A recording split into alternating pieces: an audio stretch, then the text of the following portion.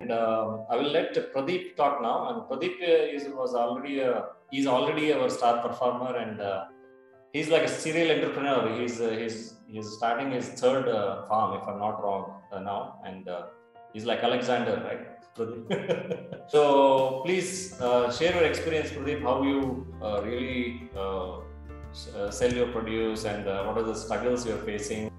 Thank you, Guru sir. I didn't know that you are comparing me to Alexander. I came, I saw, and I conquered. Was his motto. But anyways, very good evening to everyone. This is Pradeep Reddy. I have been Guru sir's student since 2020 June. So since then, after I attend a basic course of hydroponics, and then I took over his old farm, which was just 600 square feet.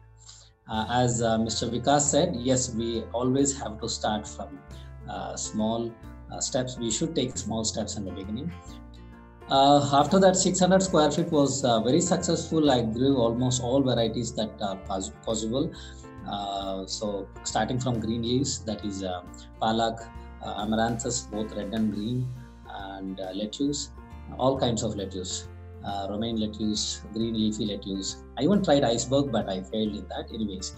And I grew tomatoes, brinjal, and capsicum, and all these things just for trials, like 5 to 6 plants.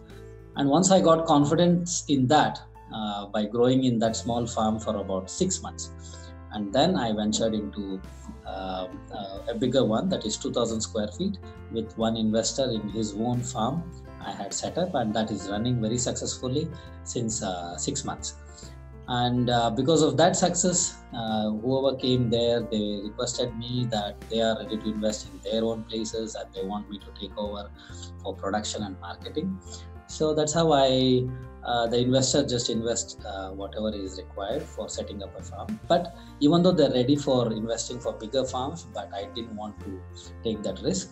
So 2 more farms, which is again 2000 square feet and 5000 square feet, are getting ready, and we are completely finishing up all the infrastructure, and we will go for production this month by the end of February. So the end of February, I will include in all these 3 farms, I will have a growing area of 7,000 square feet totally. 9,000 square feet totally. But all this is NFT channels. I haven't allotted any space for grow bag system, but I'm focusing more on NFT system. So I'm focusing what can be grown in NFT system. So therefore, that's the reason why I selected lettuce. I did grow palak, but because of my various experience with the aggregators, then I thought palak is not very stable for throughout the year to grow. And then I selected lettuce. So I've been growing lettuce. So coming back to the question, like how I am selling and my experience with selling, that is the important discussion that we are doing today. As soon as I started my commercial farm, that is 2000 square feet, first I approached the aggregators. As Mr. Vikas said, we can't directly start. I mean, I don't have much time to spend on giving to customers directly. So I need the help of these aggregators. So I approached many aggregators. So my experience with these aggregators was, that time I was growing palak in the initial stages, was many of the aggregators, they keep hydroponic growers as a backup plan. They tend to buy from the soil growers when the palak is coming good on the soil. And in the heavy rain and heavy sun, the soil growers cannot grow palak. At that time, then they fall behind the hydroponic growers to take palak so that their supply is continuous. So that I understood within 1 or 2 months, because in the initial stages when they took palak from me, they gave me at my price whatever I was selling, but slowly they all stopped the orders, so that then I saw that the palak from soil growers is coming, so therefore they didn't want to buy hydroponic palak. Because I was giving it to general aggregators, because those are the aggregators who don't worry about organic, hydroponic or soil, anything. They have their own online customers and they have to pack palak and send so many packets every day. And therefore, they're not worried about any science behind it. Then I understood hydroponic people selling it to general aggregators, we are devaluing our product. So we are not supposed to sell to this any buyer. We have to sell hydroponic produce to those aggregators or online sellers who are selling it as hydroponic produce. So then I checked who are these online sellers, the people who are labeling it as hydroponic, so that customer know they are buying a hydroponic produce. It's not that they want palak and whether it's coming from hydroponic or soil grown, they don't worry about it. Then according to the supply, then the hydroponic farmers will be used as a backup plan. So then I started selling for only such aggregators who are labeling the produce as hydroponic produce. So only then they have a fixed customer base for hydroponic produce, and they can give the price that what we are quoting. And it's going good. Now I'm selling only for those who are labeling it as hydroponic spinach and hydroponic lettuce, and customers are buying it. There are a group of customers who don't want to buy the soil grown produce, and they want, especially palak, they want only hydroponic grown. So such people I'm giving. This is my experience, but still here the market is so volatile. Here there is a problem with large scale hydroponic companies. So for example, one farm, I don't want to name the farms, I know from where it is coming. Some farms from Hyderabad, they have like around 5 acres or some 4 acres of hydroponic already set up. Now they are sending their hydroponic produce to Bangalore, and all these online sellers who are delivering hydroponic spinach to customers online, they are buying from this Hyderabad based company. So since he has 5 acres to 6 acres of farm, he is able to give to these aggregators at 60 rupees per kg. And if we small scale producers with 2000 square feet and 3000 square feet, if we sell at 60 rupees per kg, that's a total loss. Our ROI, that is return on investment, will be too late. So for me, according to my calculations, if we can sell per kg at 150 rupees, anything, then only we can make some money and we can see the ROI within 1 or 2 years.